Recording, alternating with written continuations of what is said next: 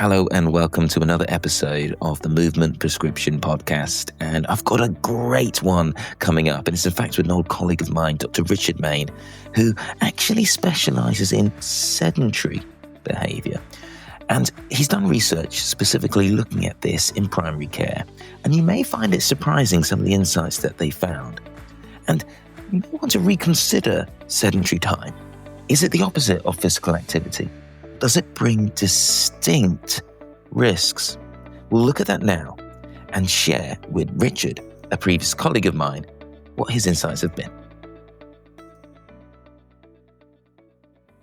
Richard, lovely to have you on the show today. Really grateful for you to give up some of your time. Yeah, great to be here. Good to be connecting with you again, Hussein. It's been a while, but good to be catching up with you. Yeah, for sure. Yeah, how long has it been? It's nearly 10 years, since I was working in Warwick as a fairly green FY2 doctor, whenever you were the very knowledgeable, experienced GP trainee running the show in Warwick Hospital ED. Oh, I'm not sure I was experienced or knowledgeable, but I was trying my best. God, 10 years ago, it doesn't feel that long. Now, Richard, it's been really a pleasure to see kind of your career develop and your interest to align in my own. I know definitely at the time when we were at Warwick, I'm not sure we ever discussed physical activity in A&E. Not that it's a common topic that would come up in the emergency department, but it was just amazing to find out that you were also really infused in the topic and you'd gone into kind of the academic side of things. Yeah, so I suppose after I finished working in Warwick, I moved back to Northern Ireland, which people can probably tell from my accent is where I grew up.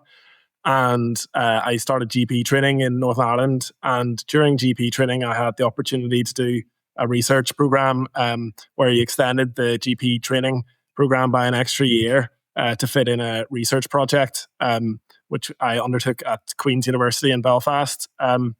And I was looking specifically at sedentary behaviour and physical activity among GPs because that was an area that was particularly interesting to me and actually ended up hopefully providing some interesting discussion for other people working in healthcare, particularly in primary care.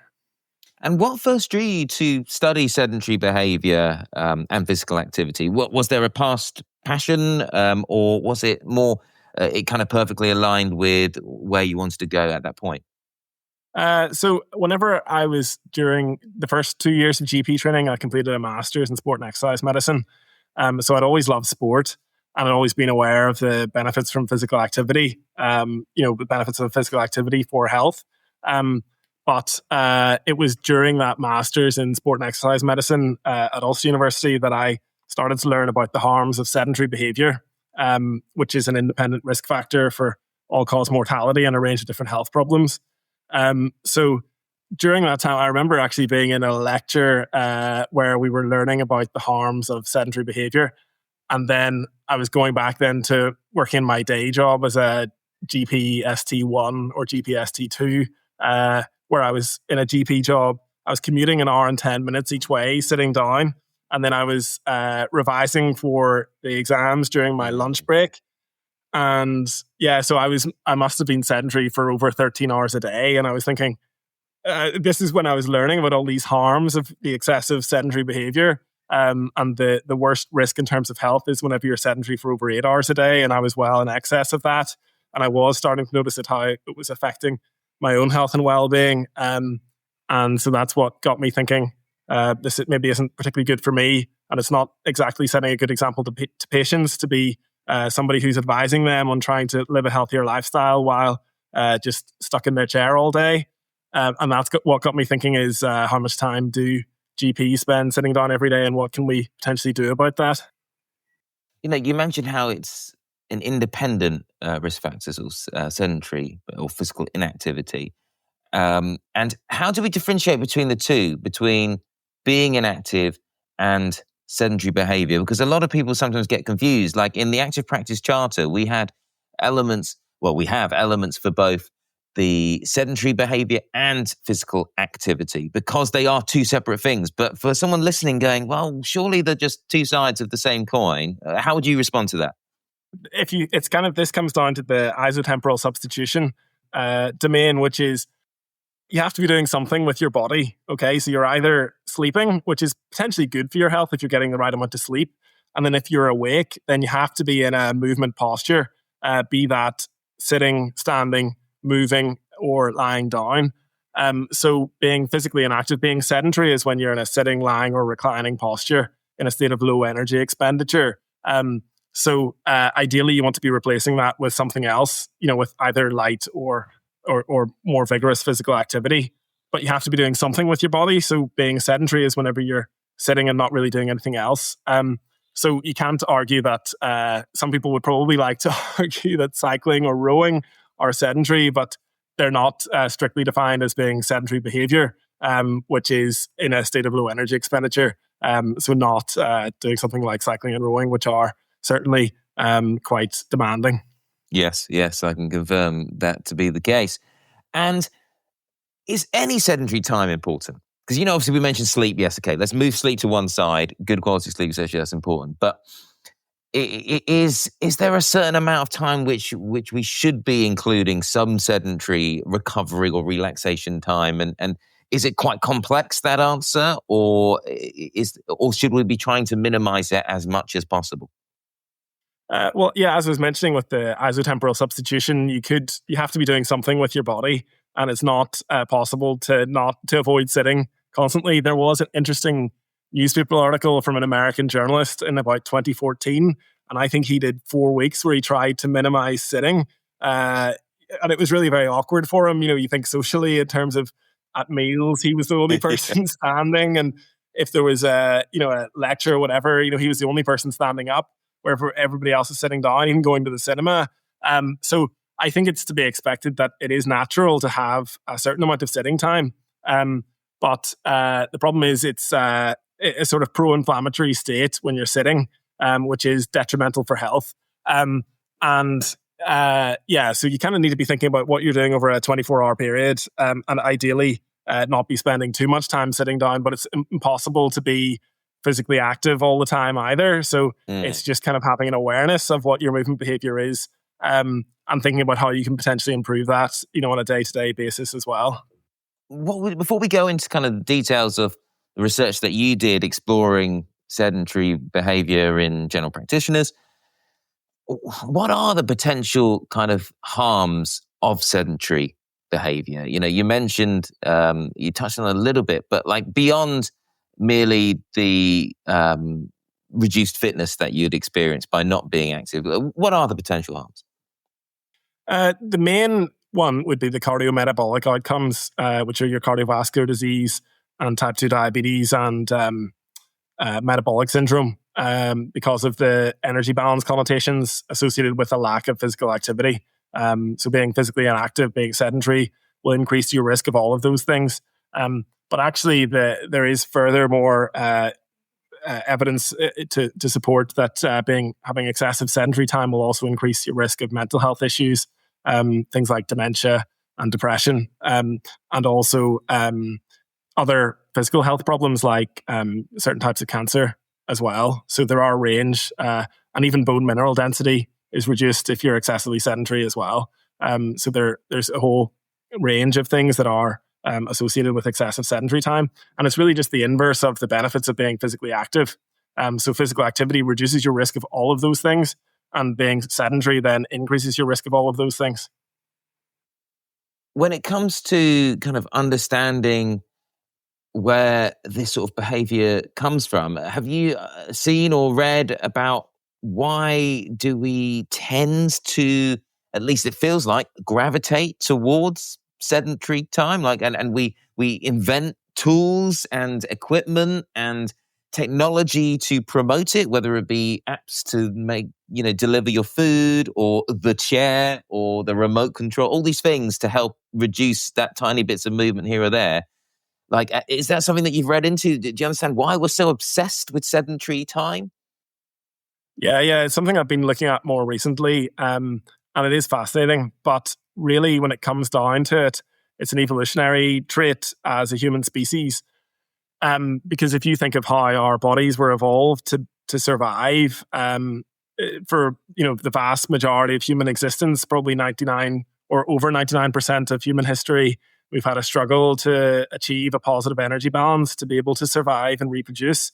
So a way of trying to mitigate that is by reducing any unnecessary physical activity. So to survive in centuries and millennia gone in the past, the way of doing that was only by being physically active whenever you really needed to, which would be for hunting or gathering food, and for moving from place to place and avoiding becoming food for another animal as well. And also then for social purposes as well, to go and meet other people. But there was a necessity of being physically active to survive. And to so now we've evolved these bodies that are adapted to physically, they're adapted to be active and to move efficiently, but our brains are not changed from the time when they were always wanting to conserve energy as much as possible by minimizing movement and sitting down where possible. It's just in the past, our ancestors didn't have the luxury of doing that, whereas now we do, and that's where the problem arises, this mismatch between the environment that our bodies and brains are adapted to, and the environment that we've adapted for ourselves. Our genetics takes tens of thousands of years to adapt, but our environment of late has been adapting over even decades, let alone centuries, into the play. Okay, that's really interesting. All right, so let's explore some of the research that you briefly mentioned there, looking at sedentary behavior in general practitioners. I'm not expecting great results, but Richard, let us know. What did you find? Yeah, so, the original idea I had for the research study was to just go ahead with a sort of intervention trial where we brought in standing desks into GP surgeries and asked people to use them and see how they got on with it. But actually, when I suggested doing that, my supervisor said, well, let's kind of take it back a couple of steps, because how much time are GPs spending sitting down at the moment anyway? So if you're going to do an intervention, you kind of need to know that it's a problem in the first place. The aim of the initial study was to kind of get the baseline data as to how much the average GP is sitting down on a typical working day and also on a day off work. We recruited GPs across Northern Ireland, which is part of the NHS, and working conditions in general practice in Northern Ireland are much the same as the rest of the UK. We recruited quite a few participants. There were over 300 answered a questionnaire about their physical activity and sedentary behavior. And then we recruited a subset of 20 of them to wear an accelerometer on their thigh, which is the sort of gold standard in sedentary behavior research because it doesn't lie. So you can lie to a questionnaire. You can't lie to the accelerometer. If you're wearing the accelerometer, if it's on your thigh, it can detect whether you're sitting, standing, or moving. We got people to wear that for a week. And then basically from the overall results that we obtained, we worked out that the average GP during a working day was sedentary for about 10 and a half hours. 10 and a half hours. And that's not just including work time. That's just the whole day. So some of that will be work time. Some of it will be. So that's from waking up to going to sleep.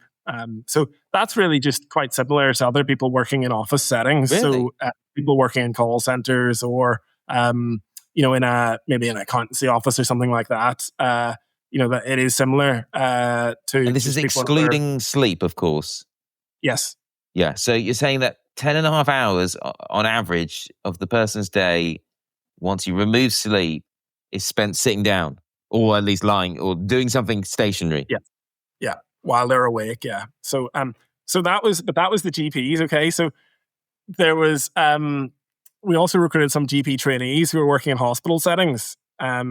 Which we would have done in the past, whenever you're working in ED, and I've worked in, multiple hospital jobs before.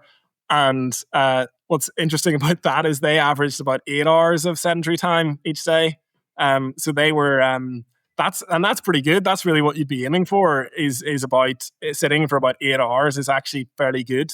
So Canada have what they call 24-hour movement guidelines, where they recommend people aim to achieve 8 hours of sleep and also aim to be sedentary for less than 8 hours a day. So the junior doctors that were working in, GP registrars that were working in hospital settings, they were actually getting about 8 hours of sedentary time each day. Because as you think, in terms of you're walking around the ward, doing ward rounds, going to different places in the hospital, you are much more active than if you're stuck in your consulting room in general practice. My memory of junior doctor days included much less time sitting on a chair, if I'm being honest. Maybe I need one of those phi accelerometers to get the truth. Because I think in my mind, I think I was sitting down for like 1 minute a day from how it felt. I was constantly rushing around. Well, I was going to say, I think I used to relish the chance to sit down. So whenever I was working in ED, I remember they at one stage, I don't know if, I think it might have been in work, you could never find a chair. So you used to have like colleagues sitting in bins and stuff,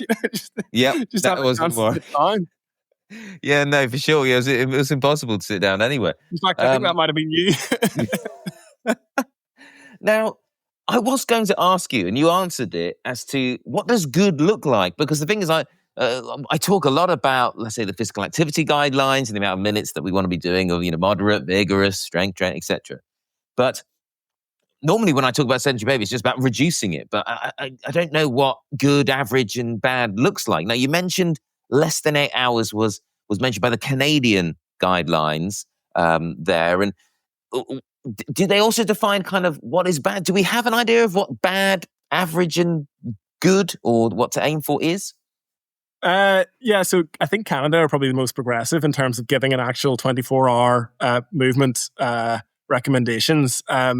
There's other countries I think are going to be following suit moving forwards, but it is also kind of controversial. So in the UK, they just recommend to try and limit sedentary time where possible, which is a bit more vague, and the World Health Organization guidelines are much the same.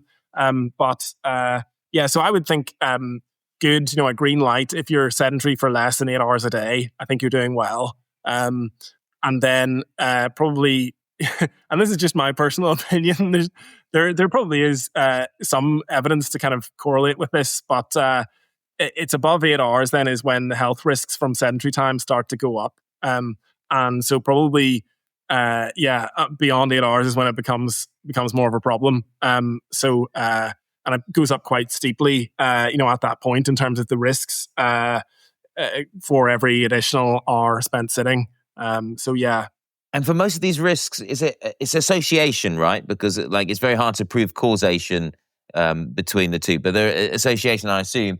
And does it have a linear response? Like, do we know that the more you can limit sedentary behavior, the more you reduce those risks, or does it plateau where let's say much below 7 or 6 hours, whatever we're talking about, you don't tend to get any more benefits?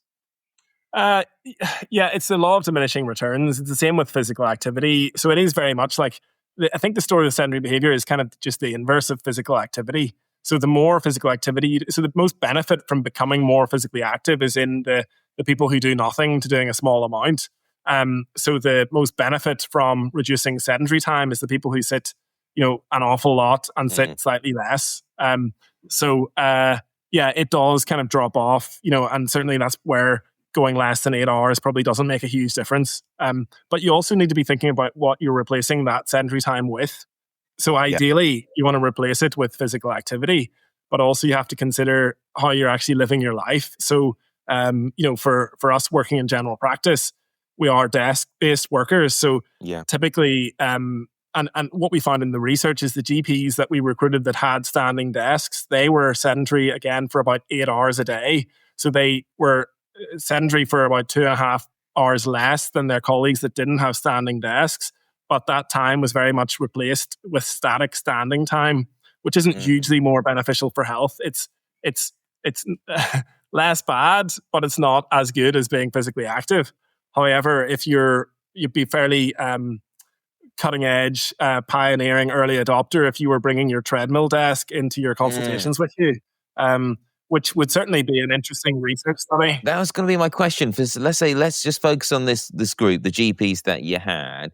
My first part before we go into it is, from my understanding, given that you did a questionnaire exploring sedentary time, and then you did for 20 of the individuals the close assessment with the accelerometer, did people's perception of sedentary time match up to the reality? Like, did most people estimate that they were doing about 10, 11 hours of sedentary time, and the accelerometer confirmed that, or was it skewed one way or another?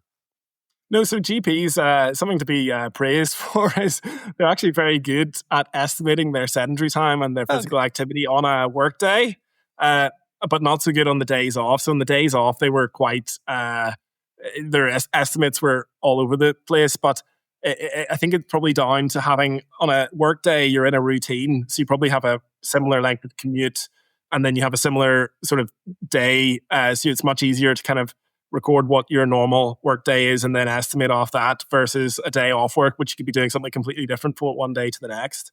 And something else to mention is that GPs on their days off were very active. It was very encouraging. There were quite a few of them getting over 10,000 steps and having, quite low levels of sedentary time. So it really, the main area in terms of if you're writing a report for improvement is to try and reduce their workday sedentary time. And we're going to come on to some tips because I'm sure lots of the people listening are GPs and are feeling, yes, I'm probably doing 10 and a half hours. How do I reduce it? We're going to come on to that at the end and take homes.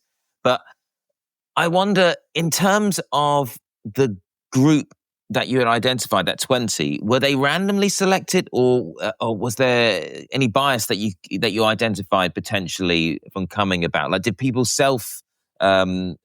register for this trial? Like, did they have to express interest to do it? Anything that you could identify as to the group? Well, yeah, I would imagine that if anything, it would have the people who participated, that responded to the initial questionnaire were probably more interested in physical activity and this sort of thing, positive health behaviors than the ones that didn't answer it. So that is an assumption that you could make, as a potential limitation. So if anything, the 10 and a half hours that we came up with is potentially a conservative estimate because maybe the ones that didn't reply were sitting for 13, 14 hours a day, but just weren't interested and just maybe didn't want to know how bad it was.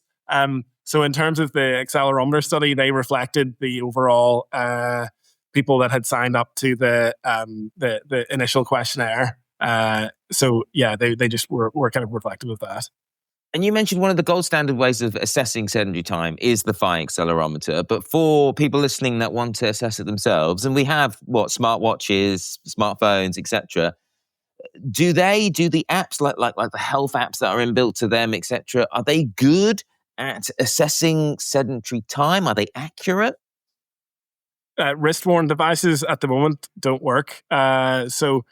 You could be standing at a standing desk for an hour and then your Apple Watch might, or, one of your, or any other device, I'm not biased of one particular brand, but your activity tracking watch will then buzz, even though you've been standing, so you're not sedentary. It'll say, you've been sitting, you need to move, which can be a bit frustrating. So, no, thigh-worn accelerometers are the gold standard, and unfortunately, there's not really been any other good way of capturing it. And I suppose it was after finishing up the research study and thinking about how we can try and help to intervene to help people to be more aware of their sedentary time that I then went on to co-found a business called SonaMove, where we have been trying to help people with standing desks to optimize their use of their standing desks through the workday, because from my experience of seeing people with standing desks and my own personal experience of using a standing desk is that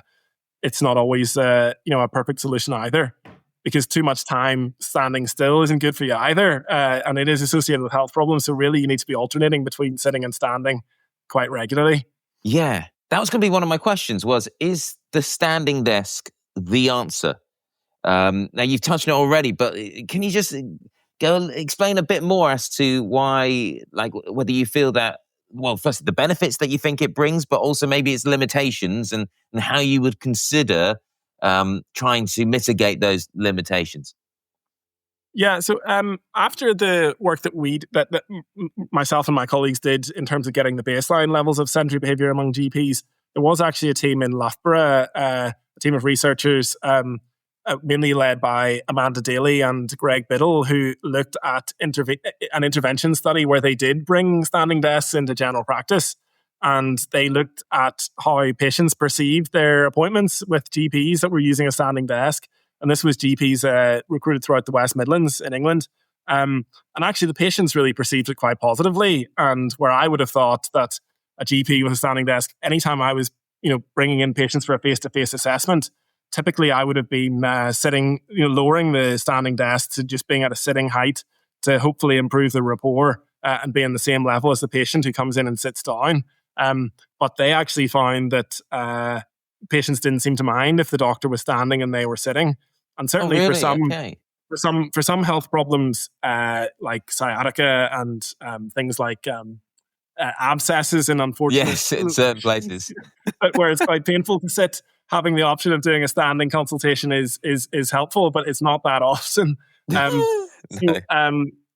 So I've been using a standing desk in general practice for a long time, and I work in lots of different practices. And so I will, if I'm in a practice for a few weeks, I'll come with my desk into the practice and get it set up, because it just converts normal desk into a sitting standing.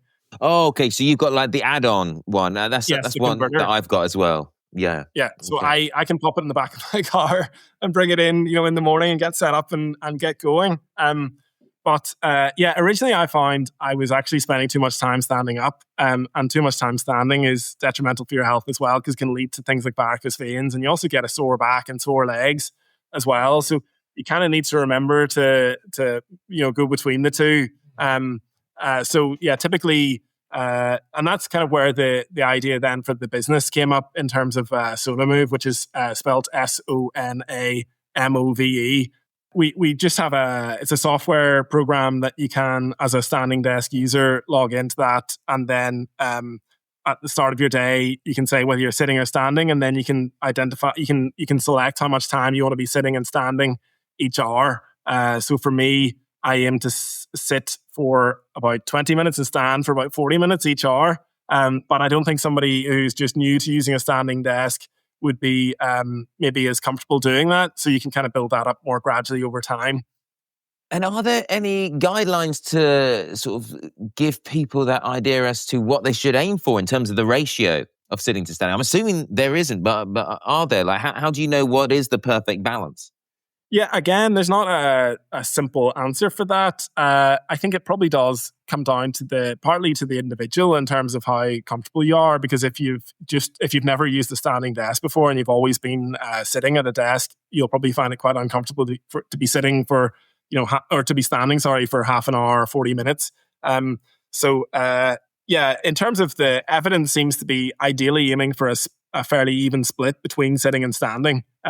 You probably don't want to be in a static position for much more than 30 minutes. Probably aiming to be somewhere around 50-50 while you're at your desk is probably best.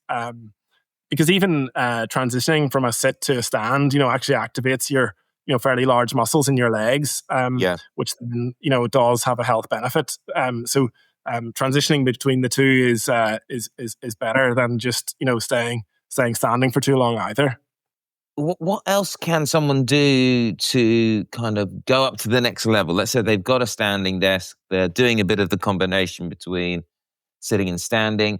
For example, getting those under-table treadmills or pedal machines, does that add something to it? And I don't suppose that's something that Loughborough explored, because I assume you would never want to be on a treadmill while talking to a patient. I think that would be a very bizarre experience. But is that something that's been looked at in the research? Do we compare standing desks to standing desks plus some form of lower limb movement?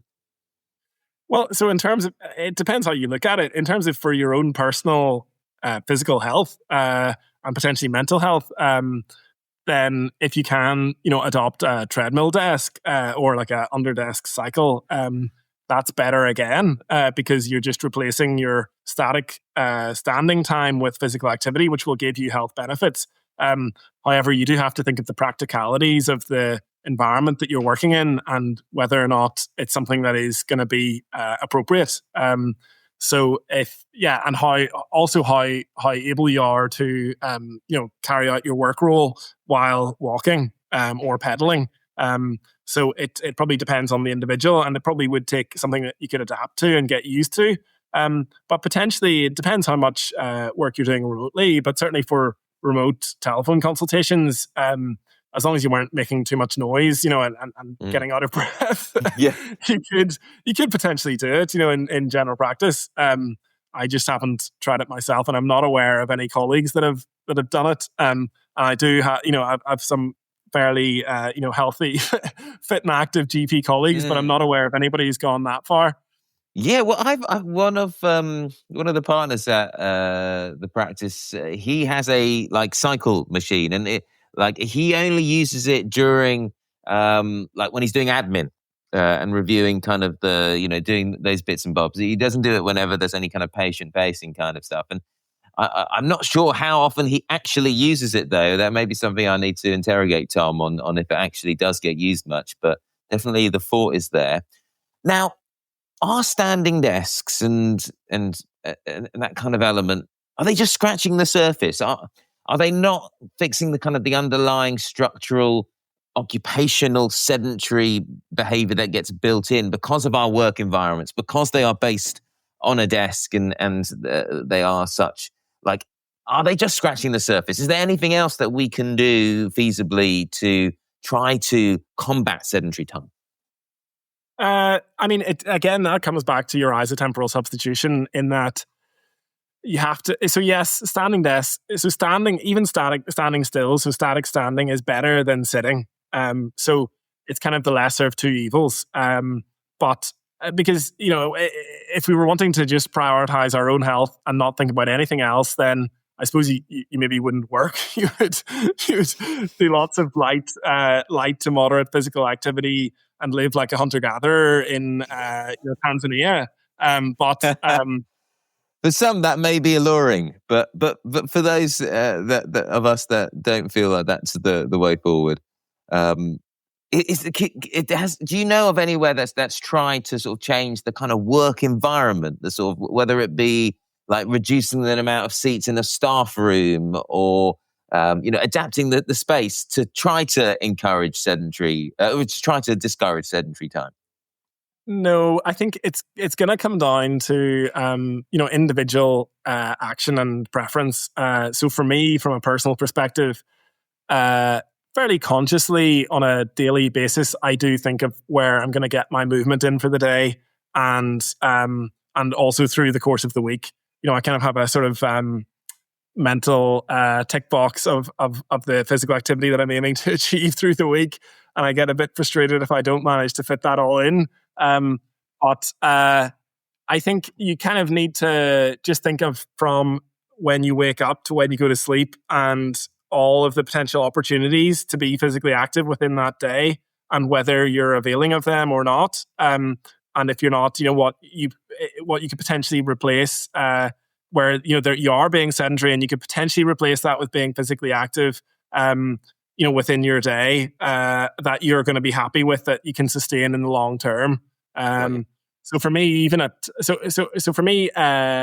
if it's I'm bringing a patient to the consulting room, I'll walk, and I think some of the practice managers deliberately put my room the furthest from the waiting room, so just to kind of wind me up. But and it's fine for most patients, but sometimes you'll get somebody who's maybe quite slow on a rollator, maybe frail and elderly. That's half the appointment gone.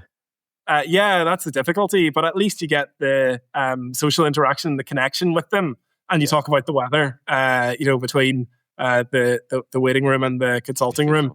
And the examination begins in a way. Just assessing that gate into your room is an opportunity, isn't it, to assess the neurology and the musculoskeletal health. And then so at lunchtime, I'll also, where possible, get out for a walk as well. Okay. Because and try and talk some colleagues into coming with me as well. And if you see patients out and about, some people would be concerned that they're thinking they've got too much time. I can't get an appointment with this practice, and yet they're out at lunchtime, walking around. But how dare they at lunchtime be walking around?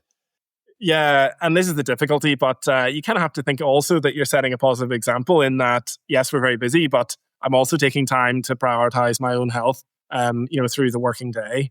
A funny anecdote was last week, I'd walked down to the consulting room or to the waiting room to bring a patient into the room. And I said, whenever we were in the room, I'm Dr. Mayne. He was like, oh, you're the doctor then? He obviously thought I was some sort of escort, to bring him from the waiting room. And unfortunately, there's not many practices really have that sort of level of service, maybe in the private sector more, but that's general practice. Oh, brilliant, brilliant. Okay, so some tips for people to take away. Let's say they listen to this, the healthcare professionals, they feel like they probably are spending quite a bit of time sedentary. You mentioned a few there. So maybe at lunchtime, you can include a bit of a walk, either as you eat or afterwards. And often it doesn't take that long, even like 5-10 minutes. That can be helpful if we're converting 10 minutes of sedentary time to 10 minutes of movement. I guess, not using the call buzzer, if you do have one, to actually switch that off and just go out and bring the patient in yourself. Because yes, that has the movement. It's also getting up, going down. Like, it does involve breaking it up quite easily. What else? You also mentioned that potentially having a kind of a nice split of time between standing and sitting if you are utilizing a standing desk. And interesting to hear there that you mentioned that University of Loughborough research had identified that patients actually seem to tolerate it and be quite accepting of it, if that was a concern for you. Anything else? Any other tips that you think a healthcare professional could consider, or any other professional listening to this that has a desk-based job? Any other tips to help them reduce that? Well, I mean, there's things like active commuting if you live close enough to a practice. So most of the practices I work in are in day-to-day GP. I have to drive there. But I am fortunate in one role that I have is doing a musculoskeletal clinic as a sort of specialist interest clinic, and it's about a half-hour cycle from my house. And within that role, I know I don't have any home visits either. So I'll cycle in to work on those days. And even just if you are actively, if you're cycling or walking, or particularly even walking at lunchtime in the vicinity of the practice, you get such a better idea, especially if you're working in lots of different practices like I am. You get such a better idea of the environment, the built and natural environment that the patients are living in. Because, one inner city practice, there may be a great local park, that people could avail of, or there may be nothing. So whenever you're then trying to encourage them to be more physically active, then you're aware of what is available locally, maybe where the leisure centres are and what the environment is like, and what type of restaurants and shops and things are available, because are they even going to be able to access somewhere that they can buy healthy food or have a healthy meal? If you get out and walk at lunchtime or on the way, to and from work, then you really get to take all that in, which you certainly miss if you're, getting there in the car.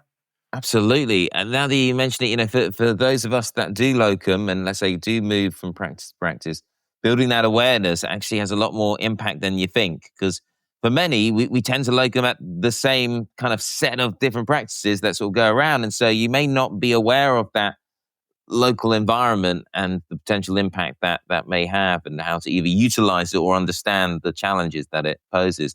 That's a really interesting one. Okay. Yeah, I think active commuting is probably a really good way. And it doesn't have to always be like replacing it whole. So let's say if you can't cycle for one reason or another, then even just driving and parking 5-10 minutes away from your destination. I quite often do that for lots of reasons because in Leamington, you can spend ages trying to find a parking space close to where you need it to be. If you just park 5-10 minutes further away, you find an easy space, normally free, and the time that you spent trying to find a tiny space, you've spent just walking in. It's just these little bits that we can do.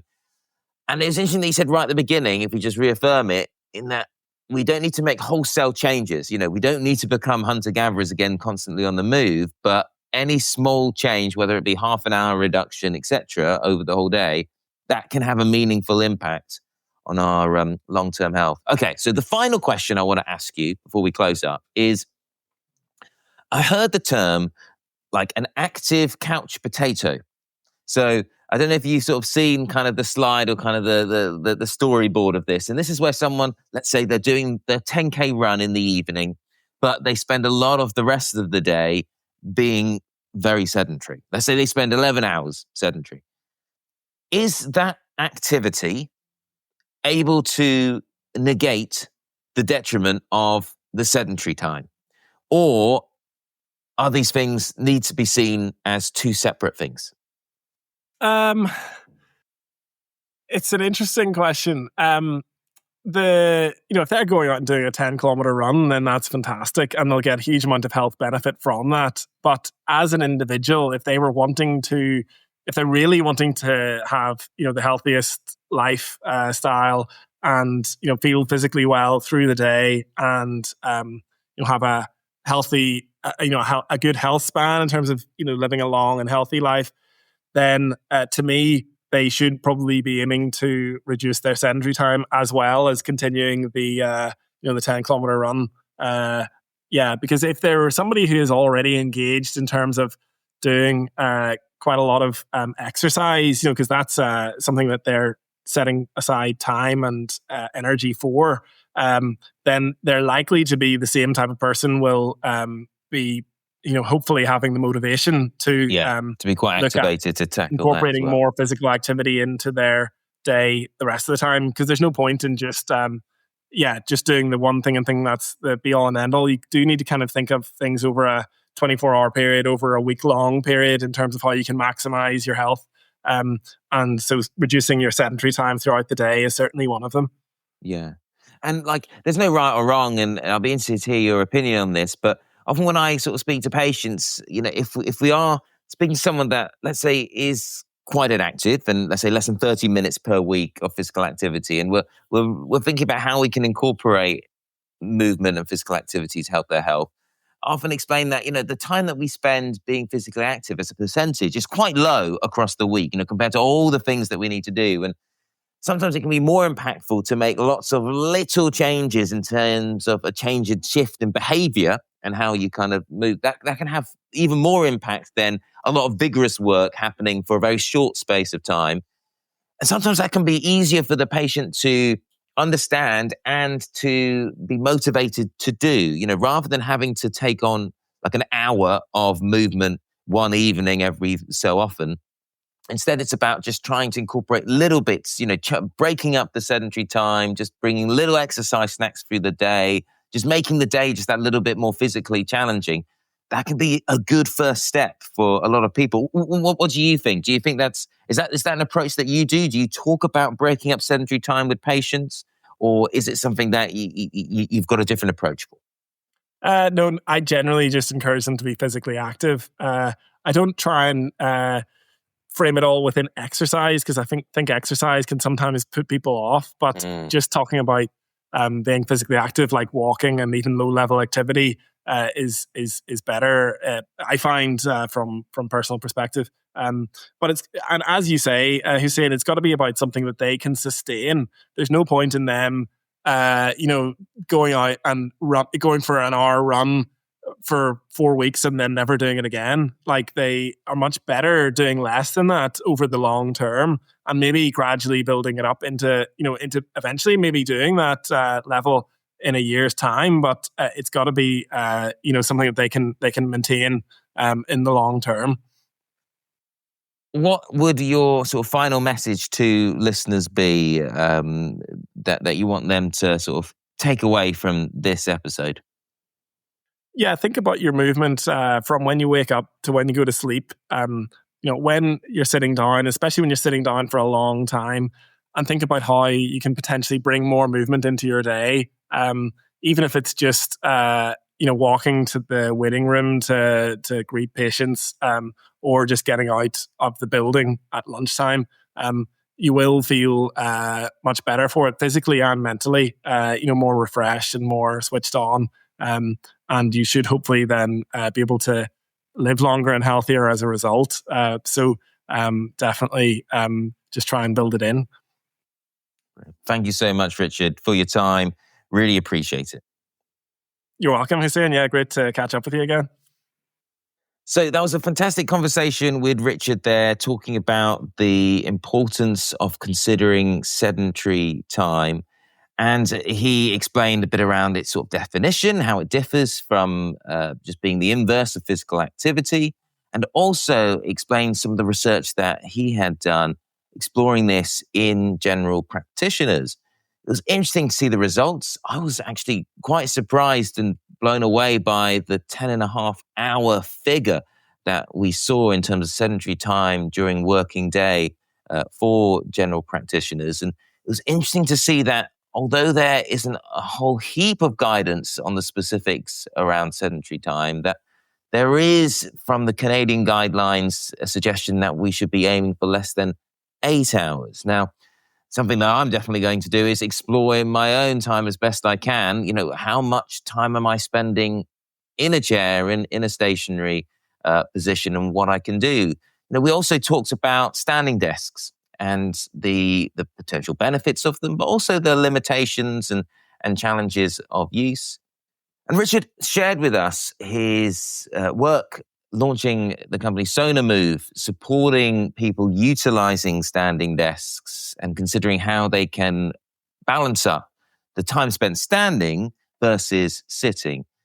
And it was interesting to see that in research done at Loughborough University, they highlighted that patients were quite accepting of clinicians using a standing desk. So something that definitely I had been thinking about in my own use of the standing desk, and it may change my behavior and use of them going forward. But I think what I really liked about what Richard highlighted was some easy tips that we can do to try to bring down those 10.5 hours, whether that be a walk with colleagues during lunchtime, or using our time wisely when we're commuting, involving a little bit of activity, whether that be taking the bicycle or a walk, or even just parking a little bit further from the surgery.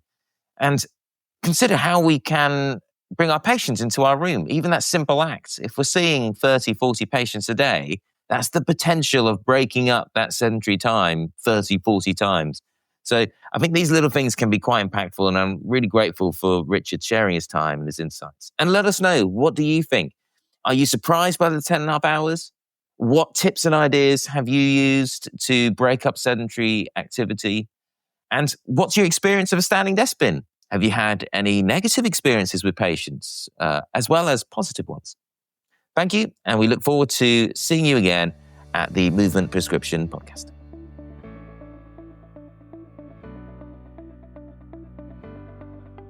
Hi, it's Callum. I really hope you enjoyed the episode. We are so grateful to the British Society of Lifestyle Medicine for their support in producing these podcasts. And we wholeheartedly share their vision of transforming healthcare and levelling health inequalities through lifestyle medicine. If you want to find out more, please head to bslm.org.uk. Although catering for healthcare professionals, this podcast is for everyone. If you enjoyed it, please share it. And we love hearing from you, so do reach out. Thanks for listening.